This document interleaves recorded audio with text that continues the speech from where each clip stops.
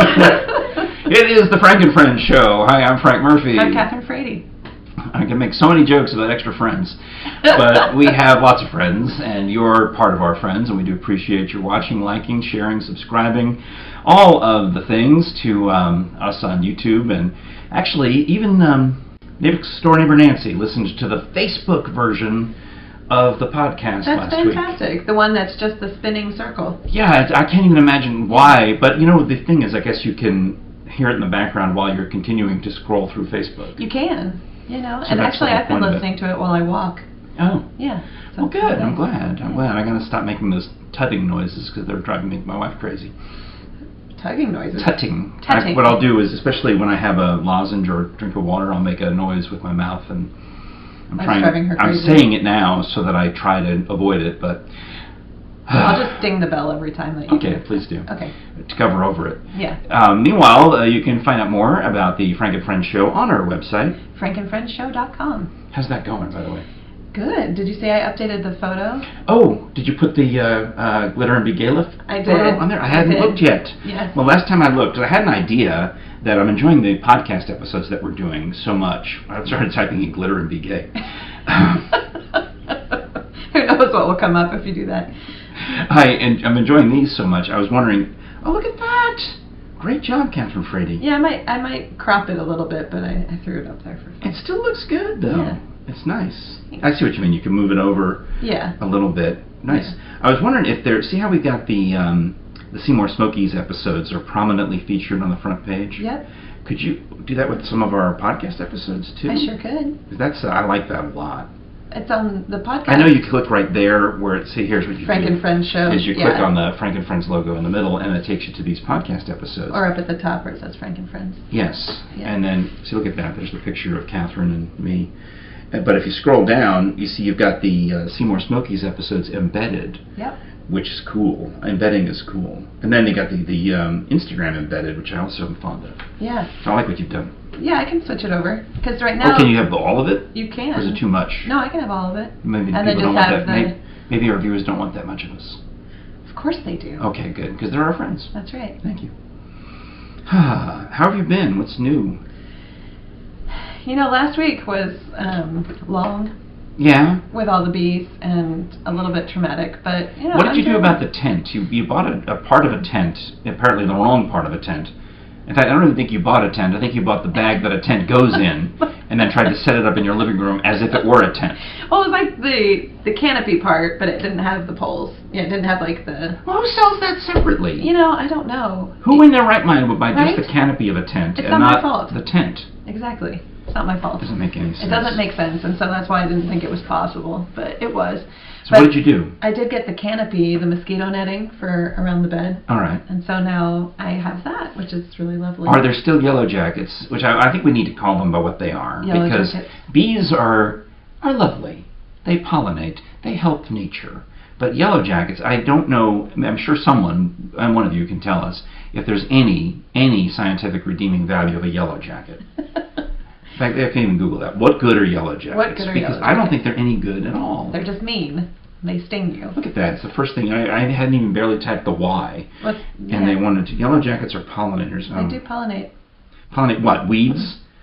They eat beetle grubs. Do you have any beetle grubs? I don't. Well, maybe... That's why, you know, they've been eating them all. And they eat flies and other harmful pests. However, they're also known scavengers who eat meat, opera singers, fish, and sugary substances. It says opera singers in there? Well, sugary substances, I just assumed that was you. Same. But, Yeah. all right, they're a nuisance near trash receptacles and picnics. You have to stop having picnics in your I house. know, it's true. No eating in the house anymore. Hmm. Yeah. I only found one more dead bee since last week. They aren't fuzzy like honeybees or bumblebees, and they're not very good at pollinating.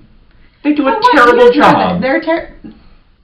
They do a terrible job at pollinating. That's what we're trying to tell you. Well, you know, I don't like things that don't do a good job. So fire them. Fire them. They're done. So what is the latest then with the yellow jackets? I think they're mostly gone, but I think it's also because of the cold weather.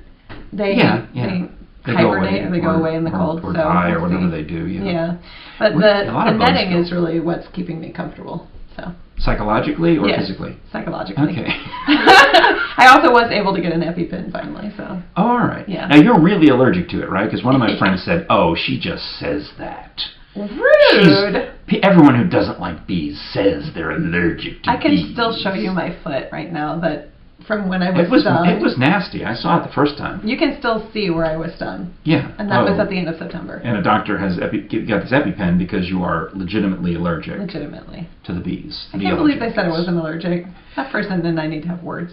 Well, I mean, I understand. Look, we all say that about certain things. Like, if you don't enjoy cilantro, like my wife is allergic to cilantro. I don't like cilantro.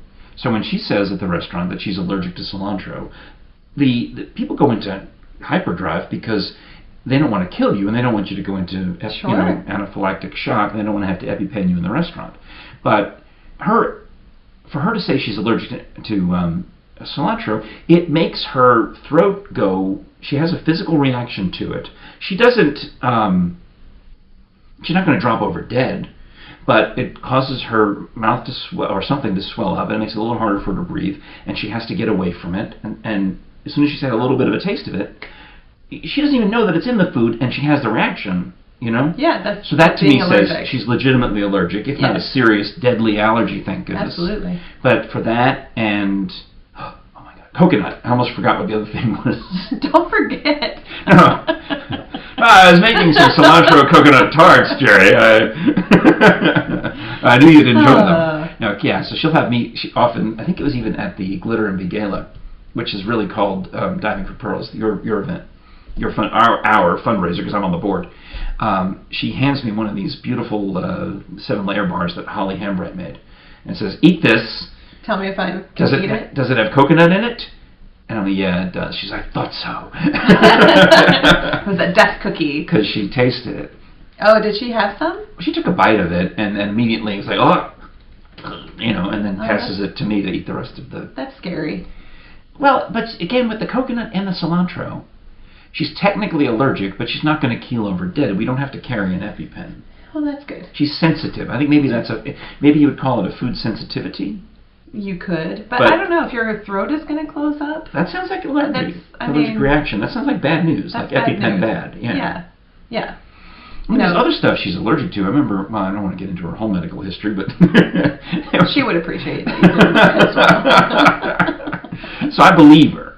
You know, and I just end up, I'm fine with it. I can live the rest of my life and never biting a piece of coconut again or cilantro again. Yeah. I mean, I might maybe miss an Almond Joy. I do enjoy a nice Almond Joy when at Halloween time, but I didn't buy any this year. Who cares? Right. I can get by. Yeah. No, I mean... Do you have other allergies? I actually don't know if I have any other allergies. There's nothing that I say that I'm like really allergic to. I'm allergic to sulfa, but... Sulfa? You don't really come into contact with that very much. It's just like it's a drug. And is it sulfur? No, it's sulfa. S-U-L-F-A. That's what I thought you said. Yeah. I thought, that can't be right. Yeah, no, it's a drug that gets used in some sort of antibiotics occasionally. Okay. So when they ask you, like, are you allergic to any of these things, you have to say yes. Yeah. Oh. Yeah. All right. But other than that, no, just bees. Which I am actually allergic to. Anaphylactically allergic. Just to be clear. Well, that's fun to say. Say that. Anaphylactically allergic. I don't think I could. That's fun. Anaphylactically. Anaphylactically allergic. No. I love pronouncing things, but man, did I get hung up on anachronistic the other day at Scholars Bowl. I couldn't say it. Which one was it? It was a question about Clockwork Orange, which shouldn't be on the show anyway. Why are we asking high school kids about a Clockwork Orange? Do they have to read that in school? I don't know. They might. It seems a little rough. Yeah. So I'm asking this question about what's the character that features so and so and his droogies in an anachron. That's what it is. I can't say in an anachron. In an anachric. That's so now I got it. Okay. So there is an anachronistic story about so-and-so and his droogies, and what's the name of the book and who wrote it? There you go. So you can't say in an anachronistic without coming to a full stop. Yeah. So now I know why I stumbled. It was in an anachronistic. It makes sense, because you have to enunciate each of those ends. Yeah. Yeah. Well, and all Americans aren't as used to doing that. Like the Italians would probably be fine, but they'd add an extra N. Anachronistic. Yeah, see, it's easier with an Italian accent. Here's the new version of Scholars Ball, everybody. It's Luigi Frank. So all the questions are about Mario Brothers. That's why they speak that way. Okay. Yeah. Well, that's good. Yeah. And what else? So you're good with the bees. I'm good with the bees. We've been busy. We had another board meeting for the opera. Things are moving forward. Yeah, and I went to see the Magic Flute at the University of Tennessee Opera Theater. I have a question then. What is the difference between UTOT, University of Tennessee Opera Theater, and VolOpera? Oh, I can tell you the difference. Because I can't figure it out. You can't? Okay. Here we go. So, once upon a time, there were some students who decided that they also wanted to perform opera because the undergrads at the university don't actually get leading roles that often. Oh, so these are all grad students that I saw? Because I went to see it as well, thanks to you and your husband. Yes. I thought it was great, but I saw UTOT, which is graduate level students, really like hardcore, serious opera singers who are going to go on to professions. Well, anyone can actually audition for these UTOT opera productions, but they are mostly being performed by the graduate students in the leading roles. Is that kind of like at Clarence Brown Theater, where it's mostly the teachers and the upper level grad students who perform? Right. Okay. Exactly. And so there were, so you remember the three spirits, the ones that were dressed all in the silver with the cool hair. They were undergraduates. Oh, they were good though. They were fantastic. All right. Yeah. So there were undergraduates in the production. I think also First Lady sometimes was being played. Well, it depends on the opera and it depends on the roles. How many roles. How big the cast. Okay. Exactly, right. exactly. But VolOpera is actually a student-led organization that the undergrads made. And do you remember Ryan Colbert? Yes. She's the founder of VolOpera. Aww. No, I like VolOpera. Yeah. I didn't know it existed until Sunday, but I like it now. Yeah, they used to do scenes programs. And it was just an opportunity because they don't have any acting classes for the undergraduates at the university. All right. So James only teaches... James, your husband, who directs the UT... Opera Theater. OT. Yes. He also teaches an acting class for the graduate students. But the undergraduates don't have that. No. And so they started this VolOpera so that they could have another opportunity to learn and grow.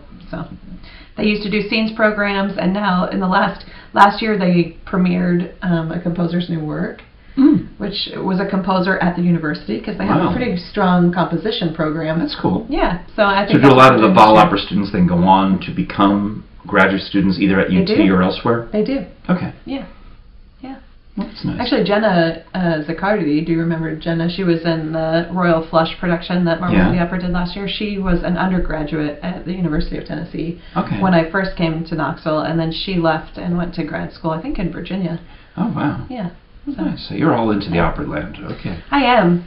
That was my story about Opryland. Not to be confused with Opryland, which it's more like what we're going to find in the Smokies. Well, there is Opryland in Nashville. That's true. I had to take my sister there. I remember I told you my sister was visiting Nashville, and I drove over there to have lunch with her, and then dropped her off at Opryland at the Grand Ole Opry so they could go see some rock show. I wish I could remember the name of the band. It was like a one-hit wonder, like Eve 6, or not even them. Couldn't even, or something Finger. I don't know. So can you see any kind of music at the Opry? Or is it I guess country? I was kind of thinking. I think it's mostly country. Okay. I think this is one of those bands that had like a single rock hit in the 90s and then has evolved more into Americana/country. Right? Right. I that think. Makes sense. Or maybe they were already that way and this one hit that sounded like enough like a rock song just happened to cross over onto the top 40 charts. I see. Whatever their one song is, I know we play it on Lake FM and it comes up and I'm like, oh, here's this song again. It's got a 1-second intro, which means I'm not interested. And why aren't you interested? Because you can't talk over a 1-second intro. You know what you say? You say, "What a woman I like of them," and you hit the button, and then that's it. So I never hear the rest of the song. I see. So you prefer songs that you can talk more during. Oh, that's a DJ's dream. So really, you want to talk more. Well, not There gets to a point where some of them are just too much. Like, Pick Up the Pieces is a 1:39 intro, and Shaft is like a 1.5 intro. So you don't take all of it. You don't? I would think that was your dream. Well, take all 1 minute and 39 seconds. Yeah, I could. I mean, if you want, let me say. I challenge you to do that. Okay, next time. sure. Yeah. Well, I did talk all the way up to 57 or 56 seconds of Walk of Life by Dire Straits. That's kind of like my sweet spot. That is 55 seconds. I can have fun with that. Actually, I really love, my favorites are like the ones that are in the 20s. Okay. Somewhere between 22 and 29. Those are the sweetest intros. I love those. Yeah, that makes sense. And it's just right. It's like Goldilocks. One's too much, one's too little, one's just right. That makes sense. So when I first was working at WNOX, my boss was Rich Bailey, and he said, "You're not going to talk up all 50-some seconds of Chicago's." What's the name of the song? Does anybody really know what time it is? I said, "What do you mean I can't talk up all 57 seconds of this song? I'll show you right here. While you're watching, I'm going to do it." Don't tell me what I can't do. Yeah. And that's an old, actually it was Don Geronimo years ago who taught me the trick of talking up intros. He says, it's all, well, he sees an expletive, but he says it's all just BS and until you stop. It's BS, BS, BS. The key is stopping. That makes sense. So really, you could do 1:39. It doesn't really make any difference as long as you're aware and you stop of how much time you have left. And the key is stopping in time, whether it's 1 second intro or whether it's a 1.5 intro. It doesn't matter. What do you actually say for a 1 second intro? You just say the name of the station. And you can say that in 1 second? You have to cheat a little bit. You have to start saying it, and then in the middle of saying it, you start the song, and then you stop, because it takes about 2 seconds to say the name of the station. So you kind of cheat up just a scotch. And but 1 second intros are a waste of breath. I usually move, if I can, I'll move the song and just roll the jingle into it. Yeah, because is that an option? You don't have to speak every song, right? No, not every. It's about it's every 2 or 3 songs. Yeah. Not every song. They don't want it. That's too much. Right. So, but they don't. But 3. If you let it go 3 songs, that's the max. You do not let it go 4 songs without talking. I see. So, but every station has its own rule. The one I'm on now, Lake FM, that's the rule, is you can talk every 2 or 3 songs, but make sure you don't let it go to 4 songs, because we're paying you for a reason. You're supposed to be there. People want to know that you're there. Present. You're present. That's really all they do. Hello, I'm here still. Hello, I'm still here. Well, I've got some stuff to share for show and tell, and a few other things. But I also, while we're showing and telling, let me mention bonezones.com. Don't forget the S. Dr. Bill Bass. He is the greatest, and I've heard that we are going to have some upcoming speaking engagements. I don't think we've publicized the dates yet. Know that I have 2 or 3 dates that I'm holding on my calendar so that I can go MC for Dr. Bass, and we can sell tickets, and you can come see this 93-year-old amazing forensic anthropologist. And the first place to find out about that is at bonezones.com. Don't forget the S, because that's his schedule. In fact, if you wanted to hire Dr. Bass to come speak at your shindig, ring and have him come speak at, when we do our Doctor and the Devils, and we have the body farm, like we could maybe get Dr. Bass. Is this a thing? Yeah. This is a real thing? This is a real thing. We need to pause the podcast and make a business arrangement. We have to make a deal. Because that would be cool. Yes. We should find a way to incorporate him into that. No, I already have it in my head, because I'm pitching a similar idea to a rock and roll show. Fantastic. Okay, so that's going to happen. All of this merchandise, whether we hold up the cups because we have them, but over there I have the challenge coin. I keep that in my prize cabinet. Nice. My trophy case. Nice. The Dr. Bass challenge coin. And you can buy skulls too, right? Well, they've sold out. Did they at Halloween? Yeah, they're reordering though. Okay. They have some that are gold, some that are silver, and some that are lifelike. Very nice. And you get Dr. Bass to autograph it right across the cranial sutures. Oh, or you could specify, I suppose, if you wanted it on the supraorbital ridge. That would be cool. That's how you know it's a male skull. Yeah. It's a signature tattoo on the skull. Yes, that's one of the things you learn from Dr. Bass is this supraorbital ridge. Is how you identify a man's skull from a woman's skull. That's interesting. Yeah. There's also, and there's another bump back here I think it's. Can you feel this? You can totally see it. Can you feel this? Can you feel that bump right there? Yep. All right, now try to find one on yourself. Sorry for the loudness. You should not have one. I don't. There you go. You're a lady. Which gets us back to the beginning of the episode. Yes, it does. All right. So, all those friends. Bonezones.com. Don't forget the S. Thank you to everybody over there. I left some of the show and tell just out of arm's reach. But what do you think of this? Is this going to be your tree topper? I thought it was a tree topper, and I called Jere. I said, "Can I show the tree topper on the podcast?" Because I think she bought these to use as Christmas gifts. And she said it's not actually a tree topper. You put a candle in it. So that is cute. This candle might be too big to go in. Oh wait, can you hold that up? Yeah. Yeah. That one might be too big. You know what? But you could do this one. Yeah, and this one actually will light right now. This is an electric one. Yeah, and you would put that. Well, that looks nice. I can actually see it. Look. Good. Yeah, tilt it a little more forward, even though it's not normally it would be tilted that forward. So this is shaped like a Christmas tree with a nativity scene carved into it. But the cool thing is that this and these other two ornaments, all of which are handmade in Haiti. And we went to IMC'd the Haiti Outreach Program's banquet the other night with Dr. Jere Punch as the keynote speaker. He was so good. So good. He told stories that I hadn't heard yet.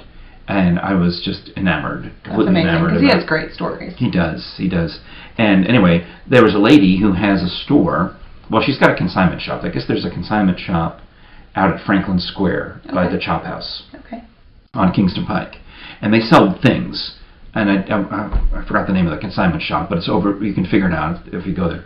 And one of the people who sells things in this store is the lady who imports these handcrafted items from Haiti, and these are just the metal ones. She had an array of all of these things, and it helps the people in Haiti because it says right on here, provides employment, helps feed and educate kids, all the things that it does. And we would have bought it anyway because it's nice. No, they're beautiful. Yeah, you don't have to. I don't need the heartstrings to say, "Oh, I'm helping the poor child in Haiti by buying this." That's just an extra bonus. Yeah, I mean they're good. I would have just bought them because they're good. They're beautiful. Yeah. Yeah, they're very interesting. They're unique. Yeah. They seem very sturdy. They're gonna last a long time. So I would recommend if you need some Christmas shopping. Yeah. She's got stuff. She got a shipment from Haiti and not in time for Christmas. In fact, there was a few more things that didn't make it here in time, and she was taking advance orders for. Nice. Because those apparently are super popular. Nice.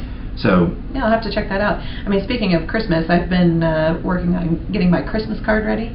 Yeah. Because every time this year... Now, I haven't known you, I haven't been friendly with you long enough to get a Christmas card from you. You haven't ever received a Christmas card from me. No. Have I? I don't know. I was wondering that myself, actually. I consider you a dear friend, but all of this kind of happened how would you say, an intensive.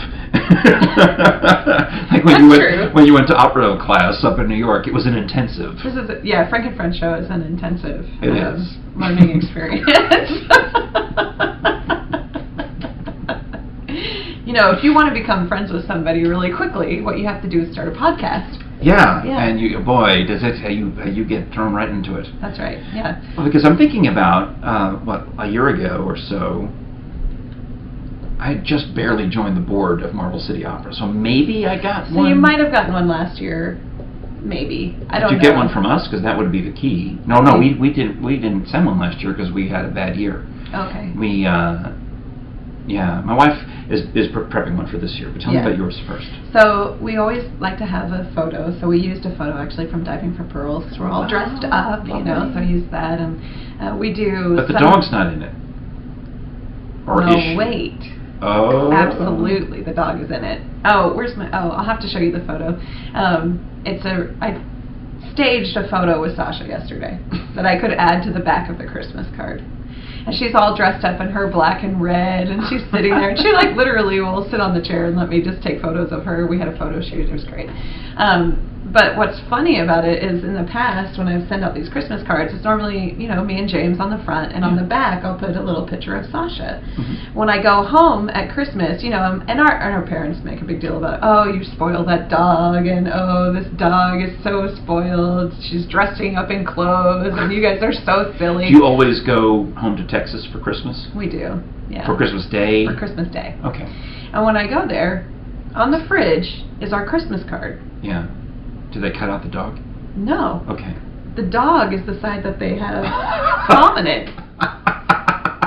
So I was saying last night, I was like, everyone likes to make a big fuss over the fact that we spoil Sasha and that it's so silly that we put her in clothes. But when we go to their houses to see their Christmas You and cards, James are facing the fridge that's door. Right. We don't see you and James. That's right. We see the dog. Sasha. That's right. Absolutely. Oh, that's a huge insult. That's what a diss. I think it's hilarious. Is it weird going home to is it your childhood home? Do you wake up in like your old high school bed on Christmas? Do. Yeah. Is it weird or do you love it? It's fun, and Santa Claus still visits, so it makes that makes sense then. It makes it even better. That does, yeah. So I guess that's good. That's good. And a lot of times we get to see my nieces and nephews, which is fun. Yeah. It's always fun to have little kids around at Christmas time. Oh, that is nice. Yeah. I think Frank Jr. may come home here for Christmas, which is nice because he's not married. He's doing his PhD, so he'll get a little bit of a break. And I think he's notified the church choirs up there in Michigan that he'll be out of town for Christmas. Oh, does he sing with the church choirs? He does. Oh, that's wonderful. He does, and also with a secular choir called the Vocal Arts Ensemble. Oh. He had to audition to get into that. I didn't realize that he was musical as well. I mean, I know Jere is musical. Yeah, he didn't tell us for a long time. He was keeping it a secret? He joined, while he was away at college, apparently, he joined the church choir there. Okay. And he would tell us how, like, all of his roommates were in I wish I could remember the name of the a cappella group at his school. It was one of those funny a cappella group names. That was the name of it, Funny Punny. No, it had a good name. He's going to kill me for not remembering, but he wasn't in that group. His friends were. And somehow they encouraged him to sing a little more, and he's got Jerry's natural gift, right. And he's super duper smart, and he's great at math and science.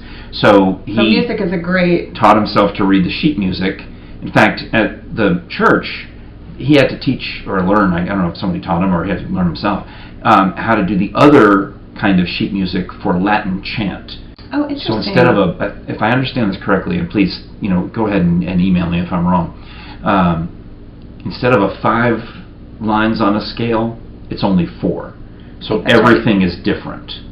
Everything has to be transposed, or you have to see this old-timey, 4-line version of it and understand what they're trying to get you to do. I've seen those, in like, more historic churches, or when I was in the Church of England, my grandmother's church, they that's what they're doing. Like that, old-timey chant music. Old-timey chant music. And he also will cantor, meaning he's up front leading the congregation in these old-timey chants that I guess they know.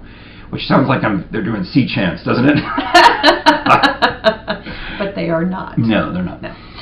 But my wife has this connection with Frank, which makes sense. They both can talk about music stuff, and when he's in town, actually, she'll often say to the church choir, "Hey, can Frank sit in?"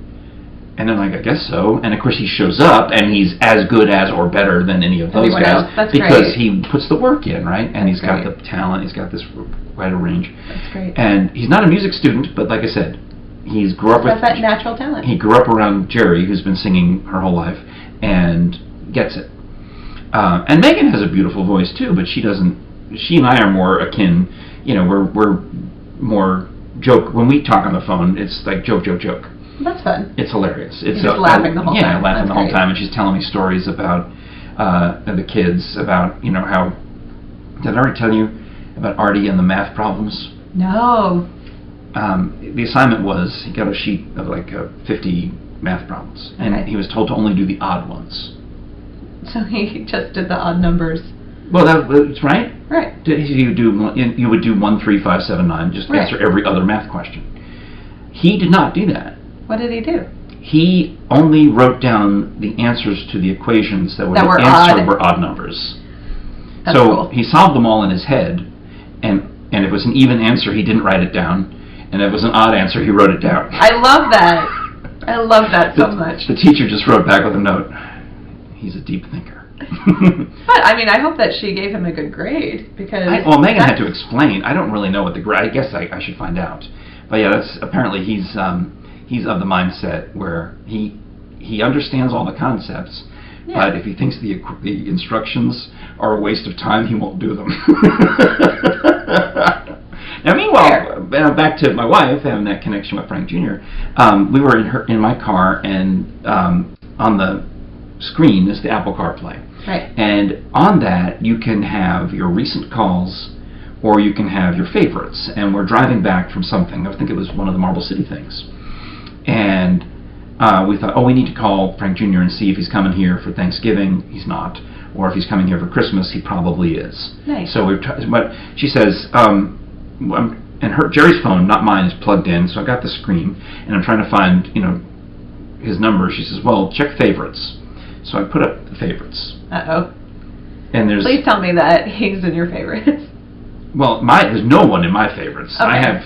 if you look at my phone... That's fine, then. If you look on my phone, I have... I don't even know if I have... I don't even know where favorites it's right here, the star. Look, so I have... You have no favorites? No favorites. That is sad. Why is that sad? You should have favorites.